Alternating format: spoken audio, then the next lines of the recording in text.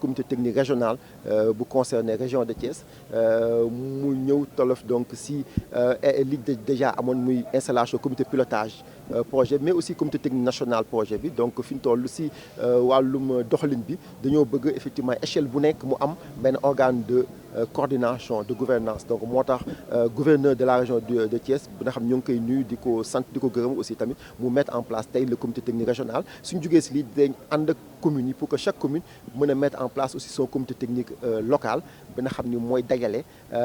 ñi nga xam ni ñooy yëngatu si biir communes yi parce que li ñu si bëgg mooy ku nekk mën a dugal sa loxo si liggéey bi. donc projet bi Promojet dafa essentiellement nekk projet infrastructure parce que comme ni nga xamee fii Sénégal actuellement amuñu benn infrastructure aux normes donc mbalit yëpp dañ koy jàll rek si ay sën. moo tax état du Sénégal si njiitalu président de la République mu mobiliser ressource bu am solo lu toll ak 206 milliards pour investir si infrastructure mais infrastructure pour nga taxawal il faut nga am site. moo tax ñu solliciter les maires pour que maire bu nekk si sa pàcc nga mën a proposer ay sites yi nga xam foofu nañu mën a def infrastructure yu nekk lay doon donc en fonction de chaîne de valeur bi donc dina am infrastructure yoo xam si quartier yi lay nekk am infrastructure yoo xam day nekk à l'échelle communale am infrastructure yoo xam day nekk à l'échelle départementale am na ay infrastructure yoo xam day nekk à l'échelle régionale donc Thiès dina am 76 infrastructures yu ñu fa war a taxawal donc loolu yëpp mu nekk si lu toll ak téeméeri milliards de francs CFA bi nga xam ni que Promojet dina ko def fii si région de Thiès. donc tey taxawal nañ comité technique régional mais en plus comité technique régional bi dañ créé si biir ay groupe de travail parce que comité technique bi yaatu na ba nga xam mën ñu réunir tout le temps ñaar yoon nañu réunir par at mais si diggante ñaari réunion groupe de travail dañ liggéey donc ñoom ñooy def réflexion bi ñoom ñooy xalaat ñooy tënk ñooy proposer ñu taxawal ñeenti groupe de travail bi si jiitu day liggéey si wàllum foncier donc xam ngeen ki 76 infrastructures fu ñu koy tabax ça veut dire que le besoin foncier dafa yaatu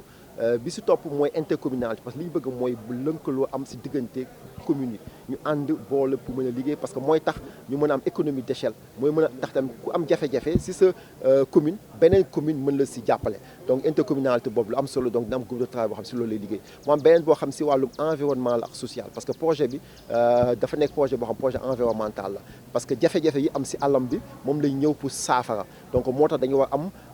foo xam moom nañ koy waxtaanee muy groupe de travail mais beneen groupe de travail aussi tamit ku jàpp moo ëpp solo sax mooy bi nga xam ni que mooy yokk koom si dëkkuwaay donc muy groupe de travail si affaire au secteur privé bi parce que li ñu si bëgg mooy que saytu mbalit bi mu jur koom jur ay xëy et loolu noonu groupe de travail boobu moo koy xalaat moo koy tënk moo si ànd ak acteurs yëpp pour que mu ñu mën ko matal donc comme ni nga xamee dañ nekk si résultat wu acte 3 de la décentralisation donc fi ñu toll communalisation universelle moo am Sénégal donc moo tax projet bi tamit jël loolu en compte mu yemalewuñ ko rek si communes yi wala anciennes communes yi mais dañ koy yaatal si ancienne communauté rurale yi moo tax fii si région de Thiès ñeent fukk ak ñett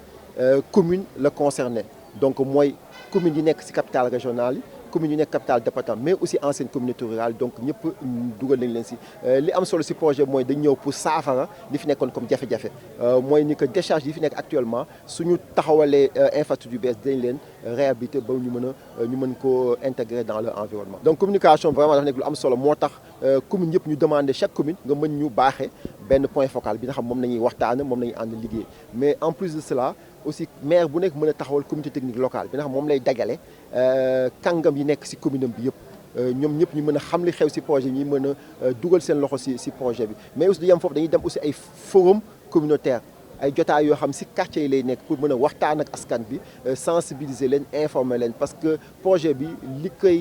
dundal mooy engagement citoyen donc si loolu effectivement projet bi dina si liggéey ñoo ngi liggéey aussi ak ministère de l'éducation pour aussi école yi tamit ñu mën fa tamit dugal suñu loxo pour que xale yi nekk si école am nañ ay groupement ay gouvernement scolaire ñi am nañ ay club ñu mën leen tàggat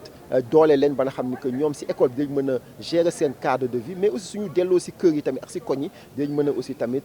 baaxee aussi xam-xam bopp ñu am tamit si askan bi yëpp ba nga xam ni que changement de comportement bi ñu soxla ñu mun ñu ko am. waaw ñu ngi sant yàlla mais gërëm gouverneur u Thiès mi xam ni daf ñu woo fii tey ndaje pour benn programme bu xam ni dañ ko lancé woon te Mbëbës man mii sax demoon naa fa mais programme boobu dañu ñëwoon tey pour taxawal kuréel bu koy saytu biir région de Thiès. loolu lu rëy la te gis nañu ni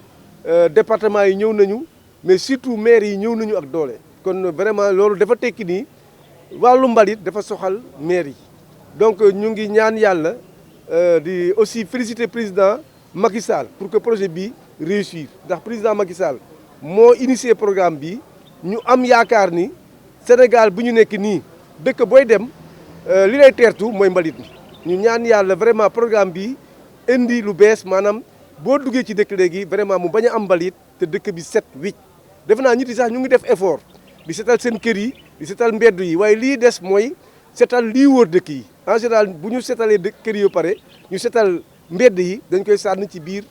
gannaaw kër yi te loolu day indi jafe-jafe bu rëy ci wàllu set parce que bu dee kër yi set na gannaaw kër yi setul maanaam mu ngi kër yi setul kon ñu ñaan yàlla en tout cas programme bu ñu fi lancé tey yàlla def en tout cas ñu am résultat yi gën maanaam mooy Sénégal nekk dëkk bu set comme ni ko président Macky Sall bëggee. lii dina amal njëriñ Morlan trop parce que Morlan déjà jëloon na ay initiative ci côté boobu Morlan amoon nañu benn projet ak balaa sax GIZ di ñëw daan nañu jënd chaque année ay râteau ay en tout cas matériel yoo xam ni pour jàppale jigéen ñi ak ndaw yi pour nettoyer dëkk bi daan nañ ko def at bu jot. GIZ ñëw gën ñu jàppale mu taxawal ñu vraiment ñu fexe ba créer benn unité de gestion des ordures ménagères maanaam kuréelu ndaw yoo xam ni dañ ko taxawal pour ñoom ñuy setal dëkk bi loolu. Déjà ñun am nañu ay seretu mbaam am nañu ay mbaam am nañu ay moto ñetti roues yi am nañu vraiment ay matériel bu doy dem nañu sax ba créer benn site boo xam ne mairie bi miire na ko yooyu yëpp pour que Morlan mu set Morlan mën na set ci kër yi mën na set ci mbedd yi waaye bu setul ci benn gannaaw kër yi ñu jàpp ni setul kon vraiment programme bi ma gërëm bu baax a baax président Macky Sall mais ñu encouragé maire yi ñu ma woowaa Morlan aussi ñu góorgóorlu pour que Morlan mu nekk dëkk bu set nag maanaam mooy ñëpp nañu ci dugal seen i loxo. ñun déjà commune bi am na site bu xam ni commune bi miir na ko donc loolu amuñu jafe-jafe boobu peut-être bu dee dañuy dolli peut-être ñun duñu am jafe-jafe boobu am naa yaakaar duñu am jafe-jafe parce que pour ñun saytu mbalit bi lu rëy la ci ñun vraiment saytu mbalit bi moom dafa bokk ci compétence su maanaam maire yi kon loolu. xëy na nekkoon na sax loo xam ni joxuñu koon full ak fayda boobu mais tey ak Promojet am naa yaakaar ni dañ ko gën a jox gëddam pour que vraiment mbalit mi ñu saytu ko mbalit du lu bon mbalit mën na nekk lu baax ndax mbalit mën na créer emploi mbalit mën na créer ay richesse donc kon mbalit du lu bon parce que bu njëkk bi mbalit lu bon la woon yéen ñëpp defe naa ni ci yéen peut-être am na ñu ko fekkee bu ñuy xeex fii centre d'enfouissement technique Morlan parce que moment boobu mbalit lu bon la woon mbëbës mooy surtout loo xam ni nekkoon na loo xam ni kenn bëggul am mbëbës ci këram mais comme mbëbës léegi gars yi ñu ngi koy saytu ñu am yaakaar ni loolu ñu ngi koy saytu pour que ñu ngi saytu mbalit mi ñu am yaakaar ni loolu bu continuer mbalit dootul nekk jafe-jafe pour nit ñi mais day nekk lu baax ci suñu dund donc je pense que day yokk koom-koom donc vraiment ñu ngi ñaan yàlla en tout cas projet bi réussir ñu gërëmaat encore président Macky Sall ndax nee nañu ku def lu rëy dañ ko war a gërëm kon président Macky Sall jërëjëf ci programme bi. waaw loolu sax nekk na point faible ci Sénégal souvent dañuy tàmbali mais duñu àggali mais ñu ñaan yàlla bii yoon vraiment ñu góorgóorlu ba ñu àggale programme bii parce que suñ ko àggalewul day nekk gàcce ci man ndax milliards yi ñu fi lim tey bari na bariwaay boo xam ni programme bi dafa réussir.